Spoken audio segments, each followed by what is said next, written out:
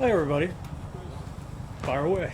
Chris, you had a busy few weeks there. I mean, I know you're deeply involved in the contract and salary cap, so getting Trey and Jordan both done. How important was it to get those addressed, just to know kind of what pieces you have in place for the future? Sure, we were very excited to be able to get both of those contracts done. And, zooming out to the big picture, one of the core operating principles we have that Veach has adopted as the general manager here and goes all the way up to ownership is that we want to draft well and retain our own players to the maximum extent possible that's feasible within our constraints, and we were very happy to get both of those guys done as important starters on both offense and defense. How much progress do you think has been made with you guys trying to retain Big Trim before the start of the regular season? Sure. Well, it's a great question, and I don't think it's appropriate for me in my position to comment on any specific prospective business with any one particular player, but I'll go back to the big picture, zoom out. Brett has done a really good job of drafting players with support from the coaching staff and all of us and all the scouts and support staff. Retaining players that we've drafted and have become core players for us is really important.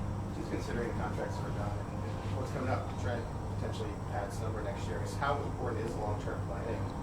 How many years down the line are you looking at things we have to do? Sure. Well, it is really important. So we always try to keep a 3-year glimpse into the future as to how all different moving parts affect our available resources, so that as we have individual transactions with a player or a negotiation with an individual player and agent, those have to fit into the bigger picture. And we're trying to manage our resources, be that draft picks, money, both cash and cap money, to best sustain our championship roster. And it's not always easy, but having that 3-year perspective, and sometimes it's really a 2-year perspective because 3 years in can be a blank canvas, is very important to our decisions. This last year, you guys seemed like we're a little bit surprised by the number of the salary cap. Pleasantly surprised, I think, by what the number was. I mean, when you do those 2-year windows or occasionally 3-year windows, I mean, how do you factor that aspect in, considering there's a pretty big unknown? It is an educated guesstimate based on a lot of factors, but generally I think teams tend to be a little bit conservative with projecting the cap, so they make sure they don't get themselves into any dangerous waters. If the cap comes in a little bit higher than we think, then that's a pleasant problem to have. It's sort of found money, for lack of a better term, but we work through historical trends and how we see things moving in the future to try to give us a conservative but fair number to work with. Last one, anybody? The whole, there was a little bit of a hubbub this year with all the second round picks, one guarantee money and all that. I mean, how often do you get, is that something you knew was going to be going on around the league, or is that a little bit of a curveball, and how often do you kind of get those curveballs in your business? Well, it was a little bit of both. So the second round had guarantees being negotiated in it for a number of years. Just the timing and where those guarantees were landing in the round was a little different. I think it wasn't something that was completely out of left field.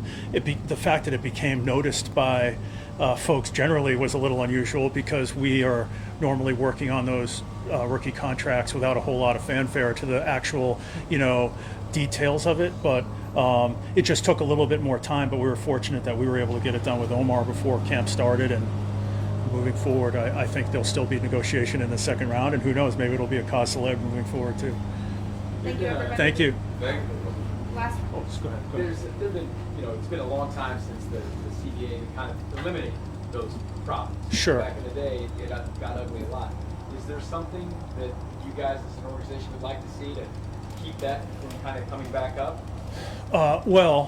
So It's fair for both sides, I guess. yeah, look, the collective bargaining agreement should operate fairly for both sides. In terms of my specific role, those collective bargaining discussions about what we'd like to see and not like to see from my role, that really ends up being an ownership and union level discussion.